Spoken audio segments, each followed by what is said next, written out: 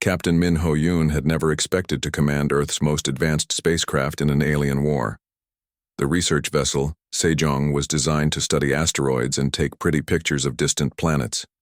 Now he was supposed to use it to fight an empire that could destroy stars. "Captain," called out his chief engineer, Da-un Choi, from across the bridge. "The alien ships are requesting permission to come aboard." Min-ho looked out the main view screen at the 12 Velthara vessels floating nearby. They were beautiful. Ships, all curves and flowing lines that seemed to dance even when standing still. Next to them, the human ships looked like metal boxes with engines stuck on the back. "Permission granted," Min-ho said. "But remind them that our artificial gravity system doesn't work very well." An hour later, Min-ho was floating in the ship's main cargo bay with 3 Velthara officers. The aliens had gracefully adapted to zero gravity, while Min-ho kept bumping into walls. "Captain Yoon," said the lead Velthara, who had introduced herself as ship singer Nalthara. "We have studied your vessel specifications. We must ask, is this truly your most advanced warship?" Min-ho felt his face get hot. "It's not a warship, it's a research vessel. We converted it by mounting missile launchers on the outside." The 3 Velthara exchanged what looked like worried glances. Ship singer Nalthara spoke again, more gently this time. "Captain, do your people understand what they are facing? The Kron Empire has weapons that can crack planets in half. Their smallest warships carry more firepower than your entire fleet." "We know," Min-ho said. "We've seen the technical specifications your people shared with us." "Then why do you still intend to fight?" It was a good question. Min-ho had been asking himself the same thing for days. The smart thing would be to surrender immediately and hope the Kron Empire would be merciful. But humans weren't always smart. "Because someone has to," Min-ho said finally. "If everyone just gives up when the bullies show up, the bullies win every time." Ship singer Nalthara was quiet for a moment. Then she said something that the translation device turned into musical notes instead of words. "What did she say?" Min-ho asked. One of the other Velthara answered. "She said your species has a concept we lost long ago. The willingness to stand up for what is right, even when it costs everything." "All species have that," Min-ho said. "No," ship singer Nalthara said sadly. "We used to. But the galaxy has taught us that survival is more important than principles. Your people have not learned this lesson yet." Later, in the ship's converted conference room, Min-ho met with Da-un and the other human ship captains. The meeting was being held by video link since their ships were spread across the solar system. "The Velthara have given us their technical databases," Da-un reported. "The good news is that we can upgrade our weapons and shields with their technology. The bad news is that even with upgrades, we're still completely outmatched." Captain Sujin Kwan, commanding the converted cargo ship Busan, spoke up from her screen. "What about tactics? Maybe we can't match their firepower, but we might be able to outsmart them." "That's what I wanted to talk about," Min-ho said. He called up a display showing human military history. "The Velthara have been studying our wars and they found something interesting." The display showed battles from throughout human history. Marathon, Thermopylae, the Alamo, Stalingrad, the Tet Offensive, David and Goliath. "Humans have a long history of winning battles we shouldn't win," Min-ho continued. "And when we lose, we make it cost so much that the enemy thinks twice about fighting us again. How does that help us against aliens?" asked Captain Jun-ho Lim from the mining ship Mokpo. Da-un answered. "The Velthara say that galactic warfare follows very specific rules. Everyone uses the same basic strategies because they work. Big ships with big guns in straight-line battles. But humans fight differently," Min-ho added. "We use terrain. We set traps. We attack when we're supposed to retreat. We retreat when we're supposed to attack. We break all the rules because we don't know what the rules are." Ship singer Nalthara had joined the meeting and was listening carefully. "Your military databases contain references to something called guerrilla warfare. This concept is unknown to us. It's when a small force fights a big force by avoiding direct confrontation," Min-ho explained. "You hit them where they're weak, then disappear before they can hit back. You make them afraid to go anywhere alone." "This seems dishonorable." Captain Kwan laughed. Honor doesn't stop you from being dead. If the Kron want an honorable fight, they shouldn't have brought 1,000 ships to beat up one planet. Over the next few days, the human and Velthara crews worked together to prepare for the coming battle. The cultural exchange was sometimes difficult. The Velthara were shocked by human entertainment featuring violence and war. The humans were confused by Velthara art that seemed to celebrate surrender and peace, but they found common ground in their shared desire to stop the Kron Empire. "I do not understand your species," shipsinger Nal Thara told Minho as they watched human engineers installing Velthara weapons on the Sejong. "You know you cannot win. You know most of your people will die. Yet you prepare for battle with enthusiasm." Minho thought about it. "We have a saying. It's better to die on your feet than live on your knees. Maybe that doesn't translate well." "It translates perfectly," Nalthara said. "That is what frightens me. For 3 centuries the Kron Empire has conquered through fear. They make civilizations too afraid to fight back. But your people seem to think that dying for a good cause is better than living for a bad one. Isn't it? I used to think so. Before my people learned that dead heroes cannot protect their families." Daun had been listening to their conversation while working on a weapons console. "With respect, shipsinger, but what's the point of protecting your family if you have to become slaves to do it? Slaves can have children. Slaves can hope for freedom. Dead people have nothing. Dead people can inspire others to fight," Dayun replied. "Sometimes that's more important than surviving." Minho realized they were having the conversation that every civilization in the galaxy had been avoiding for centuries. When is it worth fighting? When is survival more important than principles? When do you stand up to bullies even when they're bigger than you? "The Kron are coming in 3 days," Minho said. "We'll find out which approach works better." "Shipsinger," Nalthara made the musical sound that meant sadness in her language. "I fear we will all learn lessons that we would prefer not to know." Outside the viewport, Earth hung in space like a blue jewel. It looked peaceful and beautiful. In 3 days, it would become a battlefield. But for now, humans and aliens worked, side by side, preparing to fight a battle that galactic wisdom said they could not win. The galaxy was about to learn something new about the difference between wisdom and courage. Fleet Commander Vexhai studied the reports with growing anger. The Kron Empire had spent 50 years planning the destruction of the Velthara Collective. Everything had been perfect. The Velthara were isolated, their allies too afraid to help, their trade routes cut off. Then some unknown species called humans had ruined everything. "Show me the intelligence report on this Earth again," Vexhai commanded. The holographic display in his command chamber lit up with information about a small blue planet at the edge of the galaxy. The data was not impressive. "Humans," read his intelligence officer, Subcommander Kralvex. "Single planet species. Population approximately 8 billion. Technology level primitive. Space travel capability limited to their own star system. Military assessment negligible threat." Vexhai's multiple eyes focused on the tactical display. "Negligible threat? Then explain to me how this negligible threat has disrupted our entire campaign." The truth was embarrassing. When the humans had answered the Velthara distress call, they had done something that made no strategic sense. They had announced their willingness to fight an enemy they knew nothing about. This act of apparent stupidity had somehow inspired 6 other civilizations to finally oppose the Kron Empire. "Sir," Kralvex continued nervously, "our analysis suggests the humans did not understand the implications of their response. They may have acted out of ignorance rather than courage." "Ignorance?" Vexhai's voice became dangerous. "They intercepted a level 7 diplomatic transmission. They decoded our military encryption protocols. They broadcast their response on frequencies that reached half the galaxy. This was not ignorance, Subcommander. This was a deliberate act of war."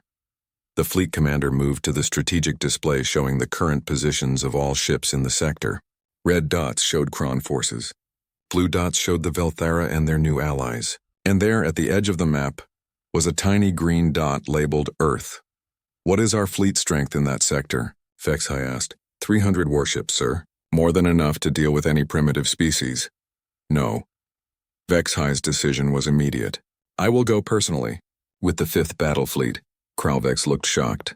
Sir, that's over 1,000 ships. For one primitive planet?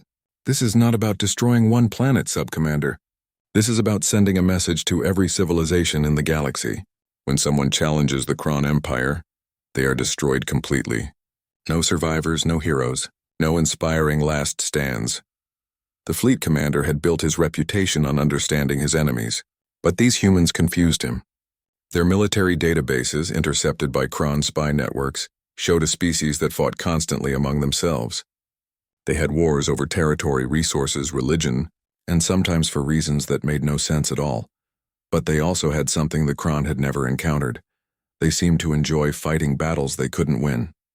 Sir, Kralvek said, there's something else. Our cultural analysis of human entertainment media shows unusual patterns. Explain. They tell stories about small groups defeating large armies, about individuals sacrificing themselves for strangers, about last stands and impossible victories. Their fiction celebrates what we would consider tactical suicide. Vexhai considered this. In Kron culture, warfare was about overwhelming force and quick victory. A commander who led his troops into a battle they couldn't win was considered either insane or incompetent. But humans seem to think such battles were glorious. Have our psychological warfare specialist prepared an assessment? Yes, sir. But their conclusions are strange. Show me. Another holographic display appeared, this one showing human behavior patterns. The Kron had excellent data on human psychology from decades of observing their broadcasts. Humans respond to threats in ways that don't match any known psychological model. Kralvex read. When faced with superior enemies, most species surrender or negotiate. Humans often attack. When offered terms of surrender, they frequently reject them. When told their situation is hopeless, they seem to become more determined rather than less. Vexhai had conquered 47 different species. None of them had behaved like this. What do our computers predict will happen when we arrive at Earth? Standard conquest scenario gives us 99.7% probability of complete victory within 6 hours. And if we account for these unusual human psychological patterns? Kralvex hesitated. The computers cannot calculate a reliable prediction. Human responses fall outside known parameters. This was unacceptable. The Kron Empire succeeded because they could predict and control every variable in their military campaigns. An enemy that couldn't be predicted was dangerous even if they were weak. Show me their military capabilities one more time. The display changed to show human spacecraft and weapons. It was pathetic. Their largest ships were tiny research vessels. Their weapons were primitive chemical rockets and basic energy projectors. They had no shields, no faster-than-light weapons. No planet-killing capabilities, sir, Kralvek said. Perhaps we should reconsider sending the full 5th Battle Fleet. It seems like overkill for such a primitive enemy. Vexhai turned all 4 of his eyes toward his subordinate. Sub-Commander, in my experience, when an enemy does things that make no sense, it is usually because they know something you don't. Meanwhile, back on Earth, Jamin Ko was having the worst week of his military career. As head of Earth Defense Initiative, his job was to protect the planet from threats, but no one had ever mentioned that the threats might come from space. Give me the status report, he said to his staff in the underground command center in Seoul. Sir, we have 43 combat-capable spacecraft, reported Captain Sang-Ho Park.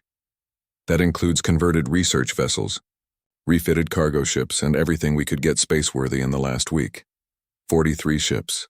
Against an alien empire that controlled hundreds of star systems. What about ground defenses? We're setting up missile sites at major cities. But sir, if these aliens have the technology to travel between stars, our missiles probably won't do much damage. Jamin knew this, but he also knew something the aliens might not understand. Humans had a long history of finding ways to hurt enemies with better weapons. Any word from our new alien allies? The Velthara are sending some ships to help defend Earth, maybe a dozen vessels. The other civilizations are still deciding whether to risk fighting the Kron Empire. 12 alien ships plus 43 human ships. Against a 1,000-ship invasion fleet, the mathematics were not encouraging. Sir, Captain Park continued, there's something else.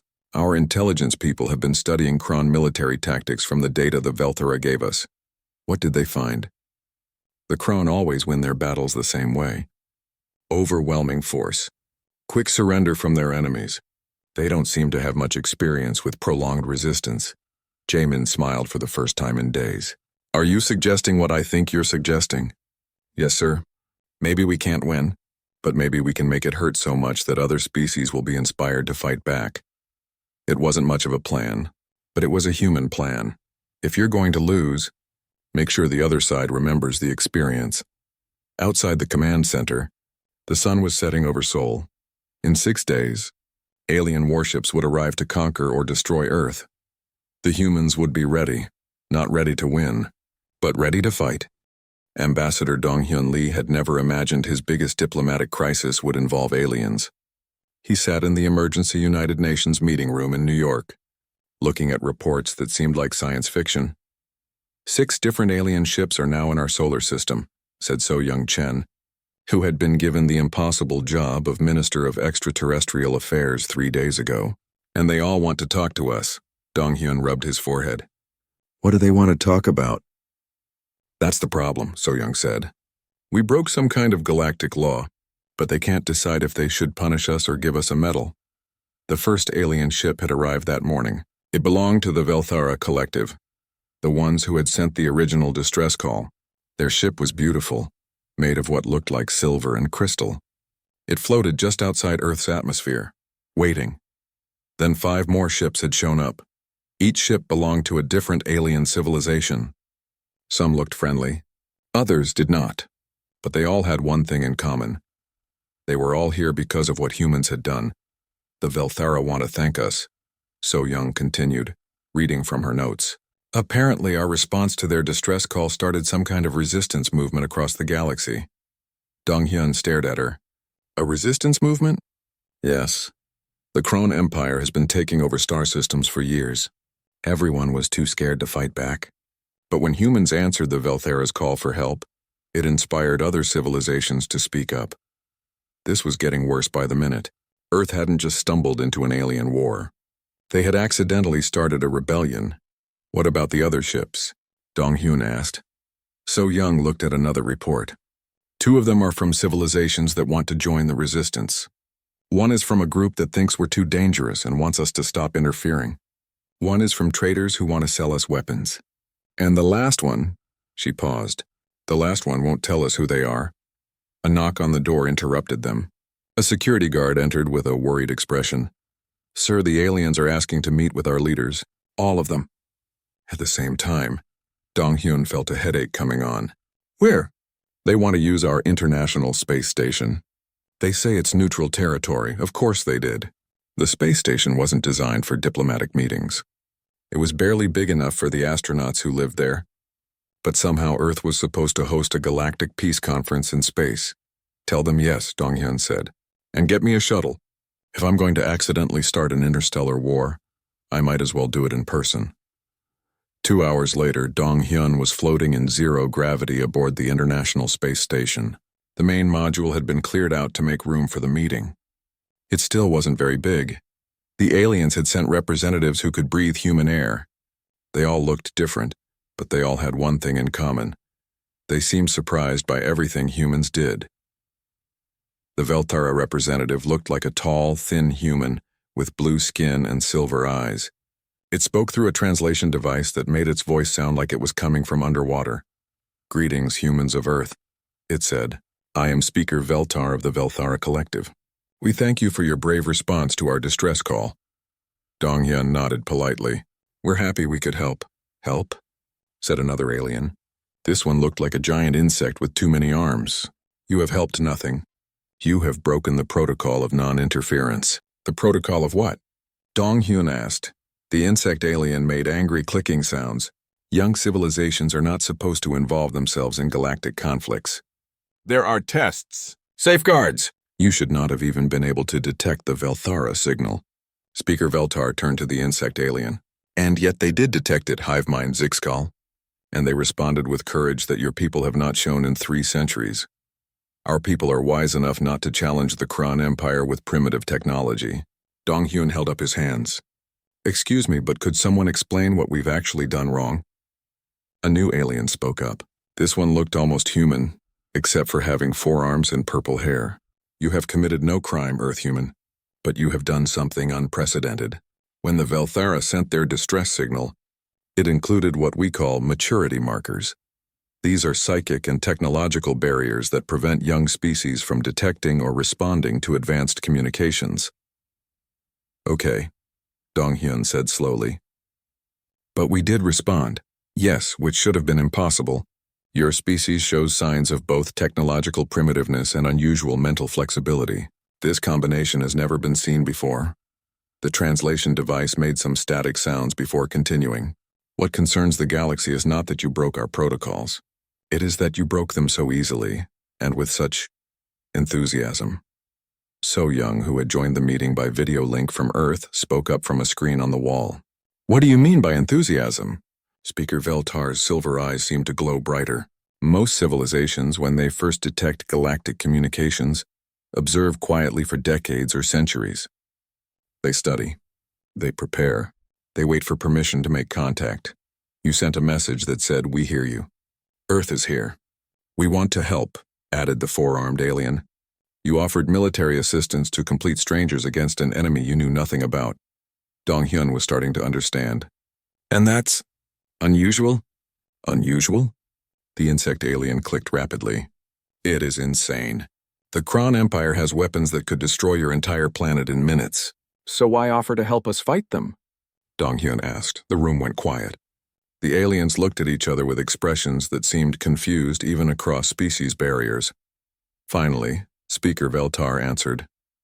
Because in 3,000 years of galactic civilization, no species has ever offered to help strangers they had never met against an enemy they could not defeat, for reasons that would bring them no benefit.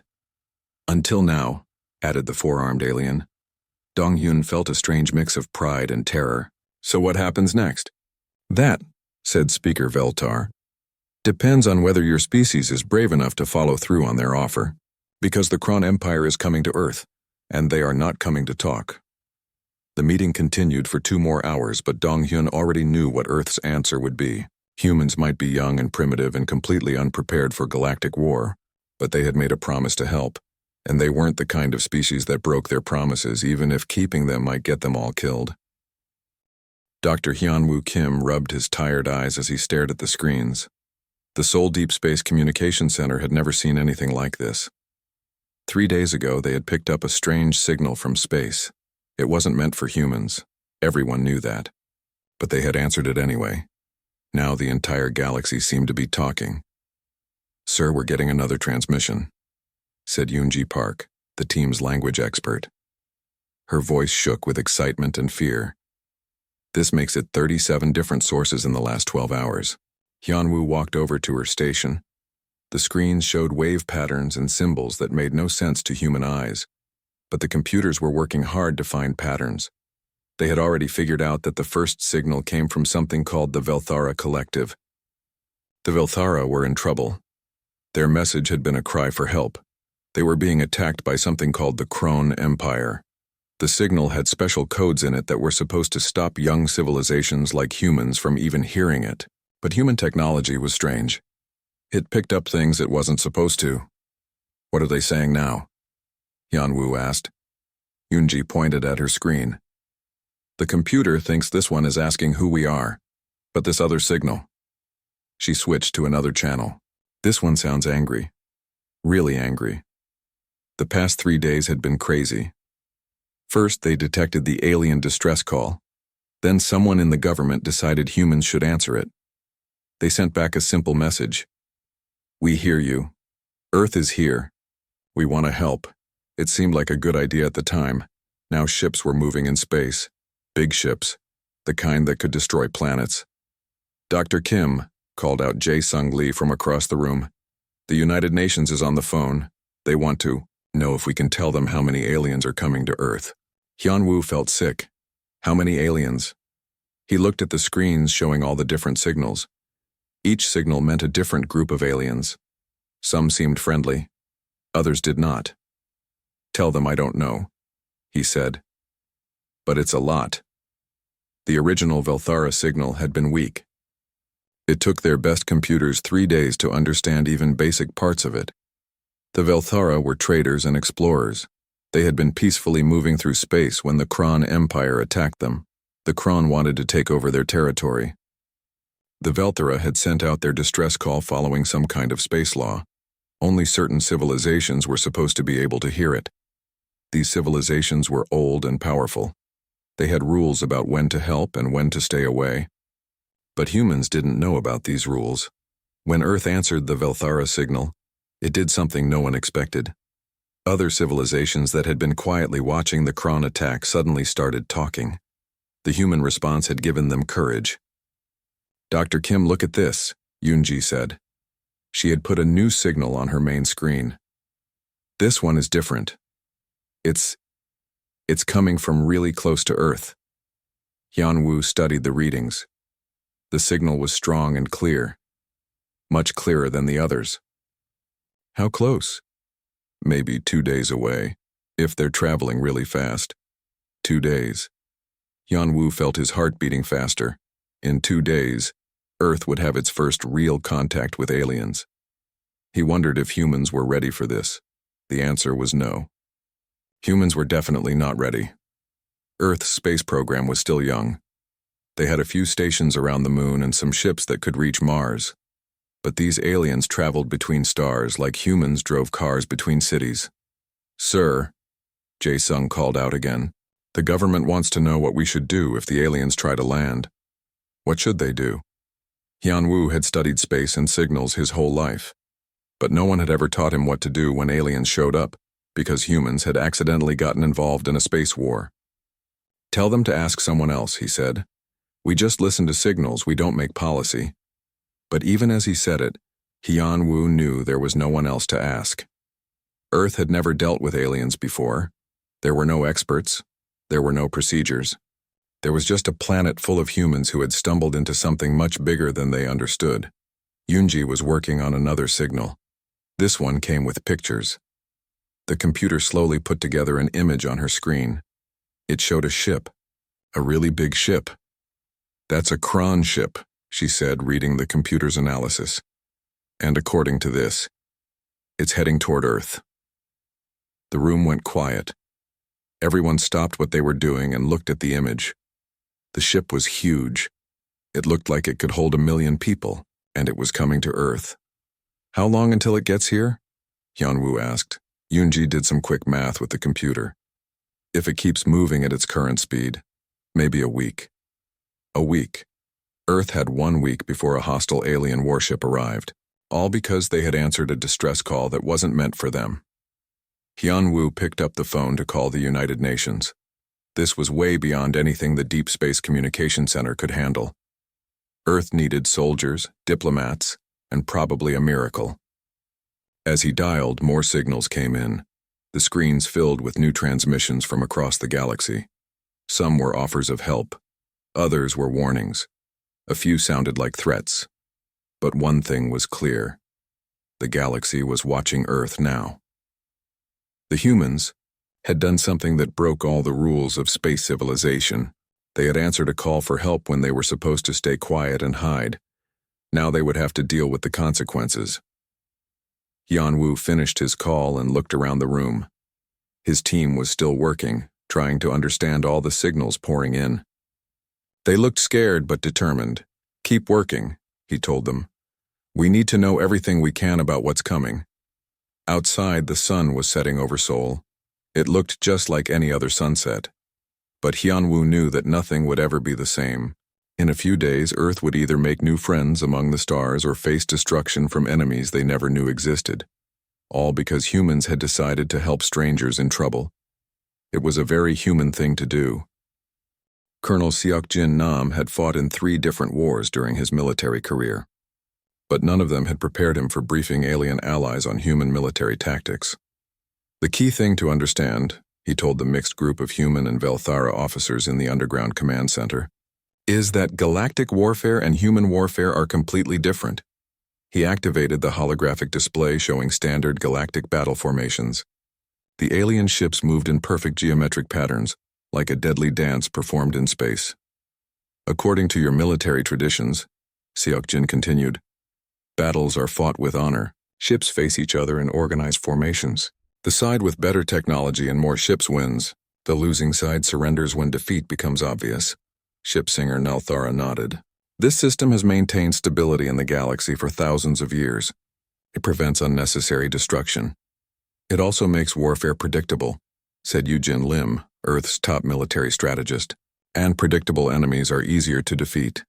Eugene changed the display to show human military history. The orderly alien formations disappeared, replaced by chaotic battles that seemed to follow no pattern at all. Humans fight differently, Eugene explained. We use ambushes, hit-and-run attacks, false retreats, and desperate last stands. We attack supply lines instead of main fleets. We target command ships instead of following the order of battle. This seems... One of the Velthara officers paused, searching for the right word. Random. Not random, Seokjin corrected. Unpredictable. There's a difference. We break the rules because we know our enemies expect us to follow them. The briefing was interrupted by Haewon Kim, a communications specialist who had been monitoring galactic broadcasts. Sir, you need to see this, she said, activating another display. The aliens have been studying our entertainment media. The screen showed clips from human movies, television shows, and video games. Space battles, war movies, superhero films, and science fiction adventures played in quick succession. They've been receiving our broadcast signals for decades, Haewon explained. To them, this is intelligence data about human psychology and culture. Seokjin watched a scene from an old war movie where outnumbered soldiers made a heroic last stand against impossible odds. What conclusions did they reach? According to intercepted Kron communications, they think humans are either insane or suicidal. Maybe both. The Velthara officers looked uncomfortable. Ship singer Nalthara spoke carefully. Your entertainment does seem to celebrate death in battle. We don't celebrate death, Eugene said. We celebrate courage, the willingness to do what's right even when it's dangerous. But so many of your stories end with the heroes dying. Some do, Seokjin admitted. But the important thing is that they die for something meaningful, and their sacrifice inspires others to keep fighting. This seemed to confuse the aliens even more. In their culture, warfare was about mathematics and logistics. You calculated your chances of success and acted accordingly. The idea of deliberately choosing to fight a losing battle was incomprehensible. Let me show you something, Haewon said. She pulled up more human entertainment, but this time focused on specific themes: underdog sports teams, revolutionaries fighting empires, small groups standing up to corruption and tyranny. This is what Kron analysts don't understand, she explained. To them, our stories look like we enjoy losing, but to us, they're about never giving up, about proving that being small doesn't mean being helpless. Your David and Goliath story appears in your databases over 3,000 times, noted one of the Velthara officers. Because it's important to us, Seokjin said. It reminds us that big enemies can be defeated by small opponents who are smart, brave, and determined. Eugene activated a new display showing the current tactical situation. Red dots represented the incoming Kron fleet. Blue dots showed the combined human and Velthara forces defending Earth. Here's what the Kron expect, she said. They'll arrive in overwhelming force. We'll see that we can't win. We'll try to negotiate. When negotiations fail, we'll fight a brief, honorable battle. Then we'll surrender. And instead we're going to make them regret ever hearing of Earth. Seokjin took over the briefing. Our strategy has 3 phases. Phase 1. We don't meet them in open battle. We use the asteroid belt and the moons of Jupiter as cover. We force them to come looking for us. Phase 2. When they spread out to search, we hit them in small groups. Fast attacks, then retreat before they can respond. We target their supply ships, their communication relays, anything that isn't heavily defended. Phase 3. When they get angry and come after Earth directly, we lead them into traps. Minefields hidden in space debris, missiles disguised as asteroids. Every dirty trick we can think of. Ship singer Nalthara looked troubled. This plan assumes you are willing to sacrifice many ships and lives. Yes, Seokjin said simply. For a battle you cannot win. We're not trying to win the battle, Eugene explained. We're trying to win the war. I do not understand the difference. Haewon pulled up another set of data. Look at these historical examples. Vietnam, Afghanistan, the American Revolution, Ireland, small forces fighting larger empires. Sometimes, the small force loses every major battle but still wins the war, she continued, because they make the cost of occupation too high. They inspire others to resist. They prove that the empire isn't invincible. You want other civilizations to see the Kron Empire struggling to defeat one primitive planet? Nalthara said, understanding finally dawning in her voice. Exactly, Seokjin confirmed. If we can make the Kron look weak, other species might find the courage to fight back. And if your plan fails? If you are all destroyed? Then we still win, Yujin said. Because the galaxy will remember that humans died fighting instead of living as slaves. That might inspire someone else to resist. The room was quiet for a moment. The Velthara officers seemed to be processing concepts that were foreign to their culture. There is something else, Haiwan said. Our broadcasts aren't just entertainment. They're also news, documentaries, and historical records. The aliens have been studying how humans actually behave in crisis situations. What did they learn? That our fiction isn't that different from our reality. When faced with impossible odds, humans really do fight back. When told to surrender, we really do say no. When threatened with destruction, we really do stand up to our enemies. Seokjin smiled grimly. The Krone think they're dealing with a normal civilization that will act rationally when faced with superior force. They're wrong. They're dealing with humans. And humans, Yujin added, have never been accused of being rational. Ship singer Nalthara made a sound that might have been laughter. Perhaps that is your greatest strength.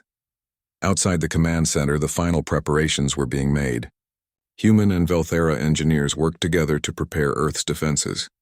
Asteroid mining stations were converted into weapons platforms. Communication satellites were rigged with explosives to deny the Kron intelligence.